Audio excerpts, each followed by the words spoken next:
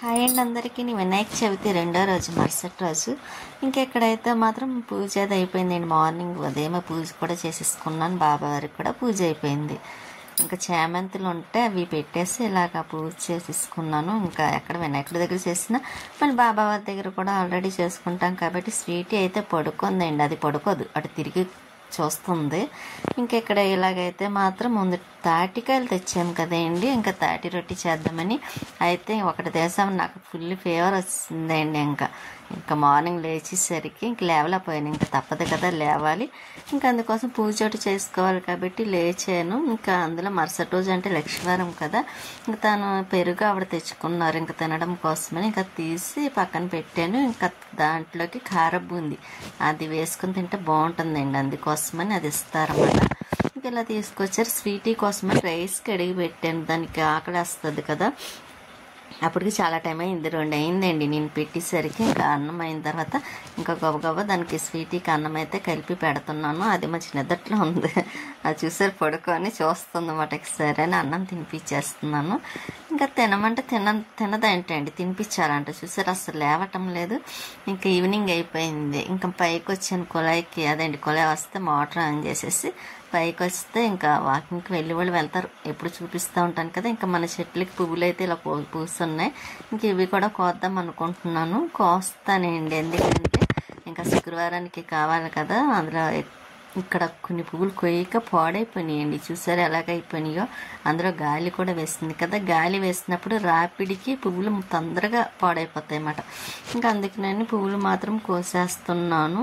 కొంచెం నడపదడప వర్షం పడుతుంది కాబట్టి చినుకులే పడుతున్నాయి కదండి. ఇంకా అందుకోసం ఇంక ఇవి కోసేసామనుకోండి బాగుంటుంది కదా. ఇంకా మా బంతి మొక్కల్లో వేస్ట్ మొక్కలు వచ్చేసినాయి కదా, ఇంకా అవి తీసేస్తున్నాను. ఇదిగోండి చూసారా పెద్ద పెద్ద మొక్కలు అయిపోయినాయి. మొన్న తీసేనో లేదో మళ్ళీ వచ్చేసినవి.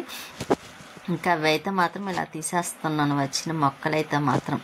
ఇంకా తీయలేదనుకోండి ఈ బంతి మొక్కలకి బలం ఉండదు, పువ్వులు కూడా పుయ్యవు.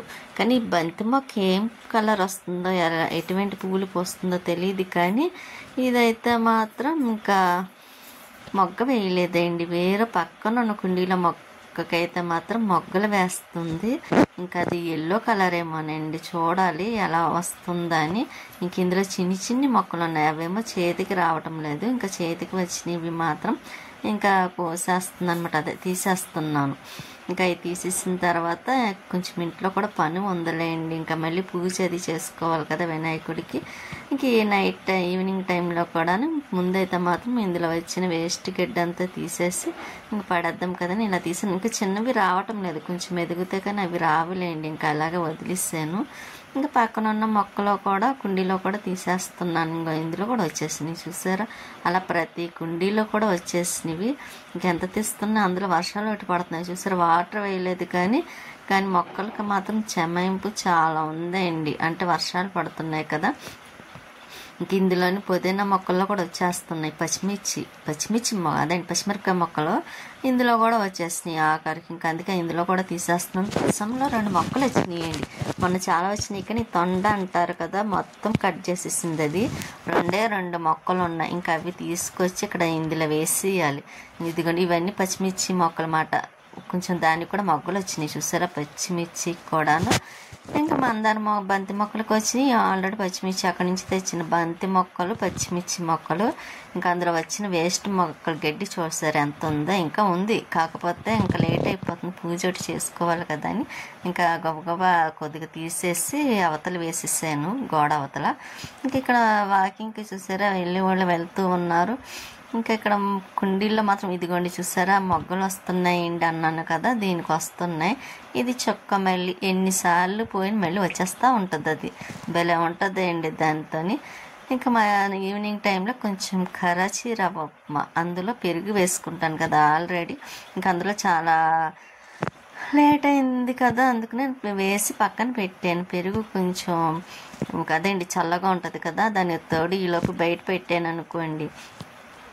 నేను ఫ్రెష్ అయ్యి మళ్ళీ బాబావారికి అదేంటి వినాయకుడికి పూజ అది చేసుకున్నాక అప్పుడు తిందామని ఇంకా పక్కన పెట్టేసి ఉంచాను.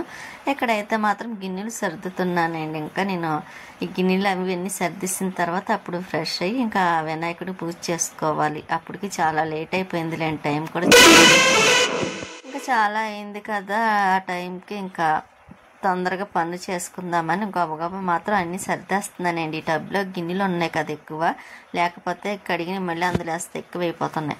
ఇంకా అవి కడిగిస్తాను. ఇంకా కొంచెం గిన్నెలు కూడా కడిగేసి సింక్ కూడా కడిగిస్తానండి. ఇంకా ఇక్కడ స్వీట్కి మళ్ళీ అన్నం పెట్టేస్తున్నాను. అప్పుడు పూజ చేసుకున్నానండి. ఫ్రెష్ అయిపోయి పూజ అయిపోయింది. స్వీట్కి అన్నం కూడా పెట్టేస్తున్నాను. మార్నింగ్ వండాను కదా, అదే మధ్యాహ్నము ఆ అన్నం కొద్దిగా వందలేయండి. ఇంకా కొంచెం అంటే కొంచెమే వండాను దానికని. ఇంకా అన్నం పెడితే మీకు వినాయకుని చూపిస్తున్నాను చూసారా, వినాయకుడు పూజ అయిపోయింది. స్వీట్కి అన్నం కూడా పెట్టేస్తున్నాను. అందమైన రాక్షసి లైట్ తీసి చూస్తే వినాయకుడు భలే కనిపిస్తాడు కదండి. వినాయకుడు అనే కదా, ఇంకా అన్ని దేవుని కూడా చాలా బాగా కనిపిస్తాయి కూడాను. ఇంకా స్వీట్ ఇక్కడైతే మాత్రం చూసారా, ఇంకా నైట్ టిఫిన్ బజ్జీ ఇడ్లీ. ఇంకా కొంచెం నేను ఇడ్లీ తింటాను, స్వీట్కి కూడా కొద్దిగా బజ్జీ పెట్టేస్తానండి. ఉంటానండి, నెక్స్ట్ వీడియోలో మళ్ళీ కలుస్తాను.